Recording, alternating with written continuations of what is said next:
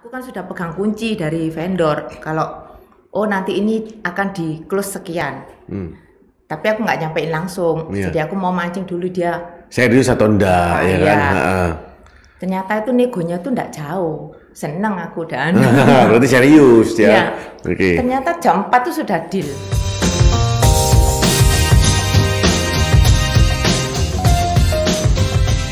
Hello Winmax Family, jumpa lagi dalam podcast Rumah Pertama di Winmax Gallery. Nah, kali ini kita menghadirkan tamu spesial, seorang agent property full timer di Winmax Property, ya, C Susan, ya, tepuk tangan dong.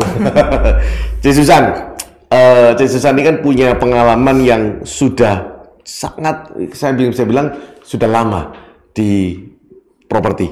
Saya masih ingat banget waktu tes nguji ya, waktu ujian, si Susan ini langsung bisa menjawab semua pertanyaan yang saya tanyakan ya. Nah, mungkin si Susan bisa sharing dulu, kenalan dulu nih ya. Si Susan ini gimana backgroundnya, bisa kenalan sama teman-teman, silakan. Halo Winmax Family, aku Susan. Backgroundku tuh sebetulnya bukan dari properti, jadi aku dulunya tuh guru. Tapi ya nggak tahu Tuhan bawa kok ke properti, ada prosesnya yang memang panjang sekali ya. Tahun berapa sih di properti masuknya? Di properti mulai 2015. Sebelumnya? Sebelumnya ya jadi guru. Oke. Buka playgroup. Oh, jadi guru SD. Iya, guru SD. Lalu Cece juga guru playgroup. Buka sekolah. Buka sekolah playgroup, ya. Oke. Terus 7 setelah tahun. 7 tahun. Ya. Sampai tahun 2010 kalau 2010. Iya. Terus 2015 nyasar ke agent property. Iya. Jadi waktu masuk agent property itu nggak tahu apa-apa sih? Nggak tahu. Nol betul. Iya. Taunya ya properti, rumah, tapi transaksi prosesnya apa ya nggak ngerti. Nggak tahu. Oke. Cuma kan ada mentoringnya juga kan. Iya, dari Bro Adi Micin, Bro Teja, itu. Sebelumnya bukan di situ sih. Oh, sudah ada. Iya. Oke. Nah, yang menggerakkan Cici masuk ke agent properti itu apa sih? Dulunya diajak temen. Oke. Ya nggak ngerti apa-apa, diajak terus ya iseng-iseng gitulah. Oke. Ternyata lama-kelamaan jadi cinta sama properti. Karena kelihatan duitnya ya, Ci. Ya. Oke. Yang terus membuat Cici bertahan tetap di agent property, yang buat Cici semangat tetap mau ngerjain itu apa sampai hari ini? Karena di properti ini kan kita ndak ada batasan waktu. Kayak kalau orang kerja kan ada jam-jamnya dan kita terikat. Kalau di sini kan bebas. Cuma masalahnya kalau sudah kita kena ada klien malah menyita banyak waktu. Jadi waktu malam pun akan kita pakai untuk konsultasi juga, untuk kerjakan hal ini. Tapi kalau sudah enggak ya kita free lah. Mau kemana, mau apa juga lebih enak gitu. Hasil yang didapatkan Cici memenuhi ekspektasi Cici atau masih kurang ini? Kalau dilihat sebagai manusia, enggak pernah puas ya. Ya, betul. Tapi yang penting itu kita bersyukur lah. Oke. Seberapapun Tuhan kasih ya kita syukuri. Berarti Ci Susan ini suami istri sama-sama kerja, punya usaha sendiri-sendiri ya Ci ya? Ya. Wah, itu penak itu ya. Dua sumur menghasilkan semua ya. Ci Susan juga kemarin barusan closing kan? Gitu. Iya, betul. Closing transaksi lumayan ya, yang satu primary, yang satu secondary ya. Iya. Nilainya juga lumayan ya. Total mungkin hampir 8 M-an mungkin ya. Hampir 6 M-an ya. Hampir 6 ya. Kurang lebih ya, 2 itu ya. 5 lebih lah. 5 lebih kan, hampir 6 di situ. Boleh cerita Cik, pengalamannya Cik, bisa progresnya bisa sampai terjadi closing 2 transaksi itu. Ya, aku percaya semua itu Tuhan yang sudah atur ya. Jadi kalau kita pakai kekuatan kita, usaha gimana pun, belum tentu hasilnya itu akan maksimal. Kalau Tuhan ikut campur tangan, bisa aja. Jadi berkat itu bisa nyampe ke kita kalau memang sudah Tuhan sediakan. Jadi untuk yang primary itu pun nggak nyangka-nyangka, aku juga nggak cari-cari, tapi orang itu nanya sendiri ke aku. Sebenarnya aku nggak main di primary, cuma karena tanya, memang kalau ada klien tanya, baru aku tanggepi. Karena kalau ngelihat primary segitu banyak pusing. Jadi begitu dia tanya, aku cari info, terus follow up ke dia. Akhirnya dia tertarik, terus tak bantu untuk semuanya lah. Malah untuk KPR-nya juga itu yang agak ribet. Cuma klienku ini dia cukup nurut lah, maksudnya dengan aku bimbing itu bisa diedukasi ya. Dia bisa terbuka, terus mau nurut. Kayak untuk KPR itu dia nggak satu bank aja, beberapa bank. Akhirnya dapat juga KPR-nya lolos. Ini sempat konsultasi sama aku itu ya. Oke, cukup ruwet ya. Ruwet banget. Karena tapi akhirnya udah tanda tangan ya. Sudah cair ya. Sudah. Ya, aku masih ingat, jadi Cik Susan ini malam sore-sore atau malam-malam telepon. Malam ya. Kita diskusi dan cukup pusing juga karena nasabah ini untungnya mengajukan beberapa bank karena hasilnya nggak sama kan di situ. Dan untungnya juga dia dapat diedukasi. Orang ini termasuk orang yang pertama kali beli properti ya, Ci? Iya, betul. Nah, jadi memang hambatan yang paling besar itu kalau menghadapi klien yang the first time beli properti. Tapi untungnya educated, gampang diedukasi. Kalau sudah pertama kali beli properti, lalu bawaannya curiga mulu, itu susah. Dan nggak gampang diedukasi, itu susah banget di situ. Nah, ini untungnya dia educated dan percaya sama Cici. Di situ. Karena Cici juga kalau lihat gini aja udah profesional, Ci, kelihatannya. Dan akhirnya beres. Loh, ini orang dapat dari mana, Ci? Kenal lama atau database-nya? Orang ini sebenarnya itu yang merawat mama saya. Oh, jadi masih ada relasi ya? Oke. Ya, jadi mama kan sakit, jadi hampir 2 tahun ini dirawat, jadi kita pakai suster gitu loh. Nah, ini salah satu klien saya. Ya, nggak kebetulan juga.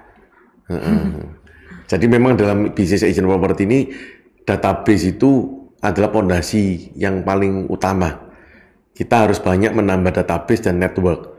Nah, karena Cici kenal, walaupun itu tidak secara langsung ya kan, tetap itu mensupport sehingga dia lebih mudah untuk percaya dan diedukasi.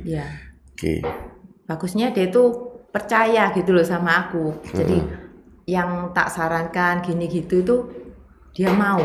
Gitu. Masih muda Ci yang beli? Masih muda ya? Sekarang banyak loh anak-anak muda bisa beli properti ya. Banyak gitu. Jadi kendalanya memang di sana. Dan sebagai agent properti kita nggak boleh nyerah. Kita harus membantu cari solusi untuk mereka. Jadi jangan selalu ada jalan, itu harus prinsip yang kita pegang. Ya, tujuan mereka pakai agent properti, ya itu salah satu manfaatnya. Selain dia dapetin properti barang yang lebih murah, tapi dia juga punya solusi untuk mengatasi problemnya dia. Kalau belum apa-apa kita sudah bilang kemurahan nawarnya, atau kemahalan buka harganya, atau susah kamu kreditnya. Lah kita nggak cari solusi ya, kita tidak profesional. Gitu.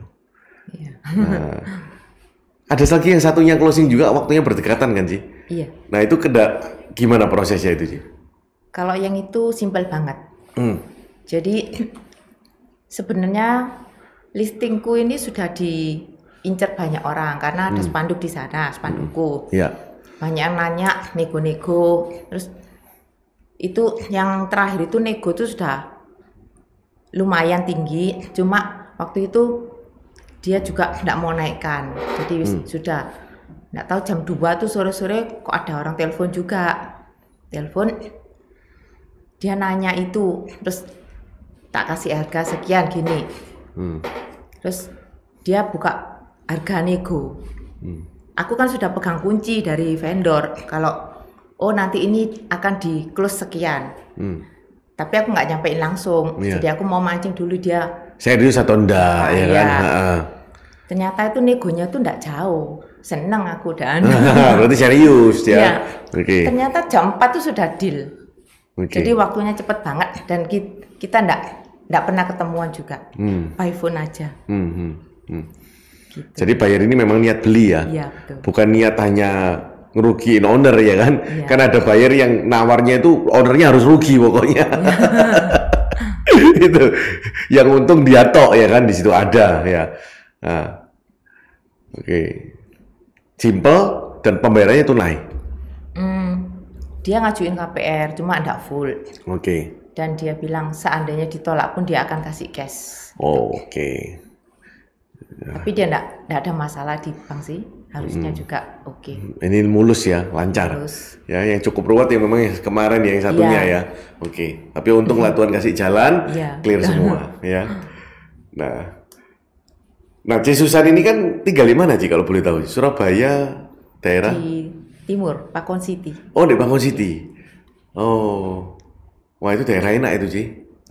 Pakon City itu the best perumahan di Surabaya Timur. Di klaster apa, Ci kalau boleh tahu? Nomornya jangan disebutin ya. Di klaster apa, Ci? San Diego. Oh, San Diego enak. Itu murah itu dulu belinya, Ci. Murah. Nah, sekarang udah nggak karu-karuan harganya. Iya. Bukan nggak karu-karuan ya, harganya sekarang itu termasuk yang properti tanahnya kalau dibangun City termasuk klaster paling favorit di situ. Boleh cerita nggak Ci? Dulu kok bisa beli di daerah sana? Ya dulunya ya kita nggak beli rumah gitu ya, jadi kita beli tanah. Beli tanah harganya masih murah, masih 1.025.000 per meternya. 1.025.000. Ya. 1.250.000. 1.025. Ya Tuhan, tanah 1 juta di Pakon City San Diego itu per tahun berapa meternya. Ci? Iya.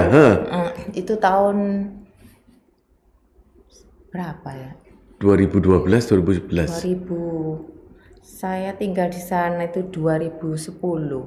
Jadi sebelumnya 4 tahun sebelumnya. 2006. 2006-an. Itu 1 juta ternyata di situ ya. Iya. Saya 2006 tuh baru lulus kuliah. Ternyata sudah ada San Diego itu ya. Ada, tapi masih kan tanah semua. Oke. Yang dari developer mungkin ada tapi bagian yang depan. Jadi yang daerah Taman Mutiara. Bukan San Diego tapi depan. Oh, San Diego depan. Kan Mallnya belum kan ya mallnya ya? Belum. Belum ada food court juga itu ya sebelum jadi belum ada. Belum. Oh. Kok mau, Ci? Apanya? Kok mau beli di sana dulu ya? Kan masih sepi. Ya kan kita mikirnya bukan mau ditinggali segera. Jadi ya kayak invest terus kita bangun pelan-pelan. 2006 berarti 16 tahun kemudian. Harga 1 juta, sekarang pasarannya di sana 14 kotaan, Ci? Iya. Nggak boleh, Ci. 16 lah. 16 kali lipat. Oke. Nah, terus Ci, beli itu 1 juta per meter, lalu tanah ini belinya ya? Iya. Oh, terus dibangun. Iya. Bangunnya per meter kena berapa? Masih ingat Ci? Tahun 2006 sampai 2010 berarti kan? 4 tahun ya bangunnya? Berarti nyicil nih bangunnya pelan-pelan nyicil. Iya, cuma di sana kan 2 tahun itu harus naik atap. Kalau nggak uang UJP-nya hilang? Denda. Oke. Ini rumah pertama yang Cici beli? Kedua. Oh, kedua. Sebelumnya bukan tinggal di situ? Bukan. Di mana, Ci? Properti sendiri atau sewa? Di Pakon City juga, tapi di klaster kecil. Oh, klaster yang lebih lama. Oh, yang Gria Asri. Gria Asri itu yang lebih lama ya? Iya. Awal Laguna maksudnya ya? Iya, masih Laguna. Masih Laguna. Itu ingat gak Ci berapa? Pertama beli itu 69 juta. Sudah rumah. Oh. Tapi karena itu kecil, terus kita bikin 1,5 lantai. Kalau dulu kan di Laguna itu enggak boleh tampak depan tuh harus tetap seperti itu, enggak boleh diubah. Itu luas berapa Ci? 713. 91, 69 juta. Iya. Itu kalkulator 91, 69 juta berapa Ci? rumah standar itu. Jadi kita renov, bikin 1,5 lantai. Berarti harganya cuma 900.000 ya? 600.000? Iya, 650.000 berarti. Per meter ya? 700 ribuan per meter sudah dapat bangunan kan? Iya. Iya kan? 700 ribuan per meter. Tahun berapa sih? 90-an ini belinya? Tahun aku pindah sana itu 98. Sebelum Krismon berarti ya? Iya. Jadi sebelum itu belinya. Kalau dengar sekarang harganya memang murah ya sih. Rumah 69 juta, ukurannya 91 meter ya kan? Kalau zaman waktu Cici beli itu harganya murah nggak sih waktu itu memang sih? Segitu itu? Ya enggak lah. Yang ngoyo ya? Iya. Cuma kita bayar in-house 1 tahun. Jadi nggak kena bunga kan. Waktu itu developernya udah Pakuan sih? Laguna Masih itu? Laguna Indah. Masih belum Pakuan ya? Belum. Berarti setelah Pakuan ya otomatis ikut naik semua. Iya. Udah dijual sih rumahnya yang Gria? Belum. Belum? Kita sewakan. Pasaran sekarang berapa sih? Sewa. Kalau Gria? Jual? Jual. 2,25 kalau 2 lantai. 2 lantai pasarannya. Dari 69 juta, sekarang 2M 250 juta. Tapi kalau yang standar itu masih 1,250. Itu masih ada. Yang tipe kayak rumahnya Cici? Iya. 1M 250 ya? Iya. Wow, berarti ya naiknya udah 69 juta kali 10 sih 690, berarti 200 kali lipat ya naiknya ya. Betul ya? 20 kali lipat ya? Sorry, 20 kali lipat naiknya. 69 juta, sekarang 1,250 pasarannya. Iya. Untuk ukuran 91, ya. Kalau yang 2 lantai udah 2,25. 2,25. Kalau sekarang 69 juta ada rumah itu semua bisa beli sekarang. Nggak ada sekarang. Kok bisa Ci? Bisa nabung, ngumpulin gitu Ci? Iya. Perjuangan bareng ya? Iya, berjuang lah. Perjuangan bareng. Berarti memang asalnya memang di Pakuan City ya, itu. Iya. Ya, ini teman-teman semua nih, Ci Susan sharing. Kalau kita dengar harga-harga properti yang dibeli kelihatannya murah, tapi sebetulnya ya waktu zamannya ya memang ya nggak murah. Iya. Zamannya yang ngoyo ya Ci. Itu. Nah ini kan banyak teman-teman yang mungkin dengerin ini belum punya rumah Ci. Di sana, kepingin punya rumah. Ada tips nggak Ci untuk mereka? Maksudnya untuk bisa beli rumah? Iya. Ya, kerja keras, telaten, tekun. Jadi kalau kita sudah kerja satu hal tuh, yang penting tuh telaten. Jangan cepat putus asa, jangan cepat menyerah. Terus selain itu ya kita harus menghemat lah. Jadi nggak boleh borju, tapi kita harus mesti tahu prioritas. Yang harus dibeli ya dibeli, yang enggak ya harus direlakan dulu. Ya. Demi untuk membeli rumah. Ya. Itu. Dan kalau 69 juta kita taruh itu di tabungan tahun 98 anggaplah, sekarang nggak akan jadi 1,25. Tetap nggak akan di situ. Mau dihitung tabungan kayak apapun nggak akan, kecuali dibuat usaha ya. Salah satu instrumen yang aman tapi investasinya naik berlipat-lipat ya properti menurut saya. Jadi 69 juta, aku dulu juga beli perumahan 2008 270 juta. Hari ini pasarannya 1,5 miliar. 14 tahun ya kan di situ. Iya, padahal sudah kena masa Covid juga kan. Kenaikan properti kan tertunda juga. Nah, Ci, pengalaman selama jadi agent yang paling berkesan apa sih? Paling berkesan, maksudnya untuk transaksi yang paling yang terakhir ini. Itu paling berkesan. Iya. Yang mana nih? Yang paling ngeri? Bukan. Oh, yang satunya paling mulus. Iya. Oke. Itu yang paling berkesan ya. Iya. Ada nggak klien yang repeat order berkali-kali sih? Belum sih. Jadi ya klien beli satu ya. Oke. Iya. Oke, C, tips kunci key to suksesnya Cici sebagai agent properti selama ini. kita nggak boleh menyerah, tekun. Jadi waktu aku pertama jadi agent pun itu 1 tahun baru closing. Oke. Jadi nggak langsung. Itu tapi sebelumnya itu ya sudah transaksi, maksudnya kita sudah nego-nego, tapi belum deal. Sampai prinsipalku tuh ngomong, kok sih bertahan gitu loh, kok ndak cegek, kok ndak mundur gitu. Ya itu kuncinya. Jadi kita harus tekun, jangan menyerah. Ada masalah kita cari solusinya. Terus kalau sampai gagal, ya kita harus legowo istilahnya. Jangan sampai kegagalan tuh jadi kita mandek, stuck, terus nggak mau maju.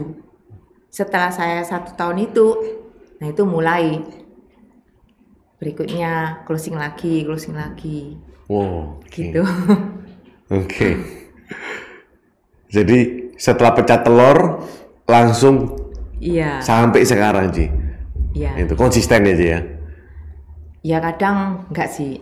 Masa-masa terberatnya di mana Ji? Sebagai agent Ji?